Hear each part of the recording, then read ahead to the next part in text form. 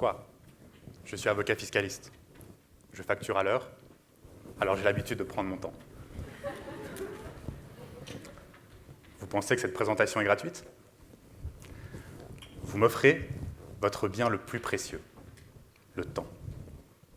Et si vous m'en donnez un peu, j'aimerais vous montrer comment le temps pourrait devenir un critère universel.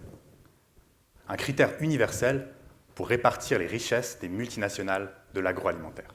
La richesse, on peut la définir de plusieurs manières. Les philosophes vous parleront peut-être de famille, d'amour, les médecins de santé, et ils ont sans doute raison. Mais moi, je suis avocat fiscaliste, alors je vais vous parler d'une autre richesse. L'argent. Beaucoup d'argent. Des milliards de dollars de bénéfices réalisés chaque année dans le monde par les multinationales. Certains disent que le temps, c'est de l'argent. Alors, comme avocat fiscaliste, je consacre une partie de mon temps à m'intéresser aux impôts. Non pas les impôts que vous payez, ou que peut-être vous ne payez pas d'ailleurs, ne vous en faites pas. Moi, ce qui m'intéresse aujourd'hui, ce sont les impôts payés par les multinationales de l'agroalimentaire quand elles réalisent des bénéfices. C'est un marché que certains estiment à 10 000 milliards de dollars chaque année. Ce sont ces richesses que je vous propose de partager avec le critère du temps. Avant d'y arriver, il faut d'abord comprendre comment une entreprise paye ses impôts. Quand une entreprise gagne de l'argent, elle doit en partager une partie avec le pays dans lequel elle se trouve. La situation est plutôt simple si une entreprise gagne de l'argent dans un seul pays. Mais quand une société fait des bénéfices dans plusieurs pays, elle devient une multinationale. Par exemple, en Suisse, il y a des multinationales qui torréfient et vendent du café. Une partie de ce café est produit en Éthiopie. Je vous propose d'aller voir sur place à Sidamo. Sidamo, c'est une région magnifique d'Éthiopie où Youssouf produit du café pour une multinationale suisse. Youssouf part de chez lui à 5 heures du matin pour se rendre au travail. Il marche dans l'obscurité sur des routes poussiéreuses pendant plus d'une heure pour arriver dans un vaste champ. Là, il commence à tailler, irriguer et contrôler chacun des arbustes à café, les caféiers.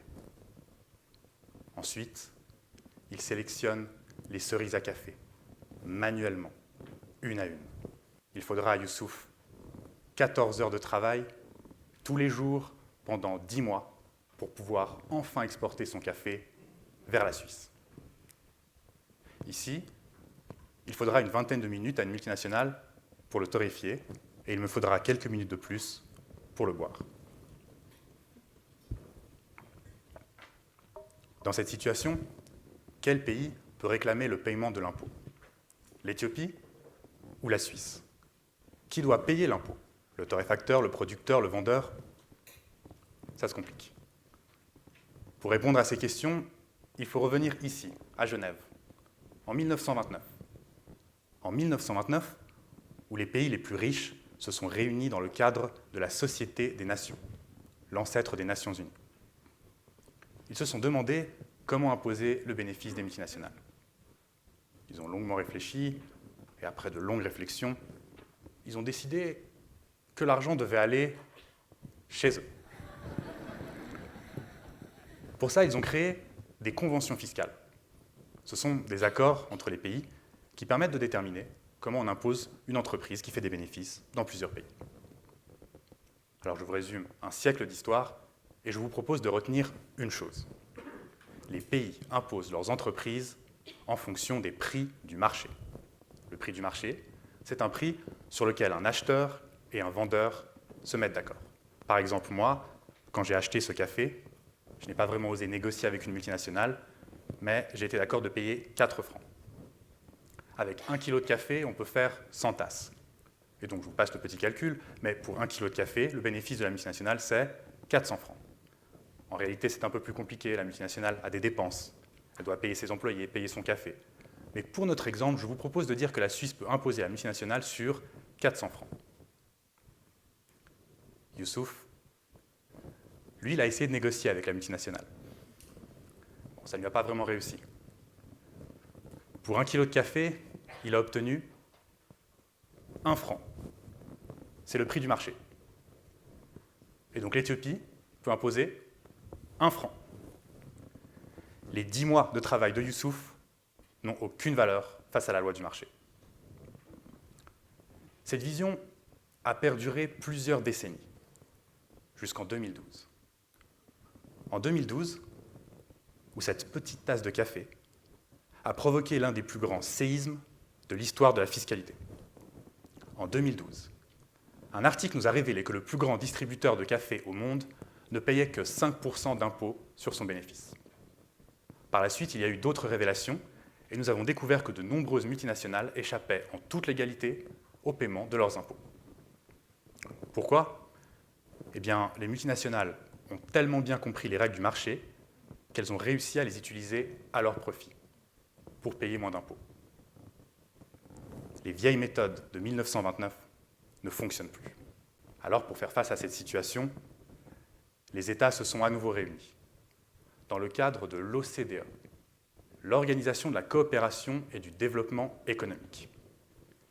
Et cette fois, ils ont osé l'impensable, ne plus tenir compte des règles du marché. Désormais, on a une approche globale. Les entreprises sont imposées au lieu de la création de valeur. La création de valeur. Dans le cadre de mon métier, je travaille avec cette notion tous les jours. Après l'avoir longuement étudiée, je vous propose la définition suivante. Donnez-moi votre argent. Chaque pays a un argument pour prétendre que la création de valeur a lieu chez lui, et donc que l'imposition doit avoir lieu chez lui. Les Américains, les Européens proposent le lieu de la consommation, puisqu'il y a beaucoup de consommateurs chez eux. Les pays asiatiques nous proposent le lieu où il y a le plus d'emplois, puisqu'il y a beaucoup d'emplois dans ces pays. La Suisse a déjà essayé de proposer le pays où les salaires sont le plus élevés. Je vous laisse deviner pourquoi. Eh bien moi, pour l'agriculture, j'aimerais vous proposer un critère neutre. Le temps. Vous l'avez vu, la valeur de ce café dépend des 10 mois de travail de Youssouf, des quelques minutes qu'il a fallu à la multinationale pour le torréfier, et peut-être du temps de ma présentation pour le boire. Comment est-il possible d'ignorer tout le temps passé en Éthiopie? Pourtant, dans l'agriculture, la confection d'un produit dépend d'un travail réalisé sur le produit. Eh bien moi, j'estime que les tâches de Youssouf et celles des employés de la multinationale ont la même valeur. Le temps passé par Youssouf et le temps passé par les employés de la multinationale sont équivalents. Le temps, c'est le seul critère face auquel tous les êtres humains sont nécessairement égaux. En choisissant le temps comme critère, chaque pays qui a consacré du temps à la confection d'un produit aura droit à sa juste part de valeur. Alors bien sûr, en pratique, le temps ne serait pas le seul et unique critère.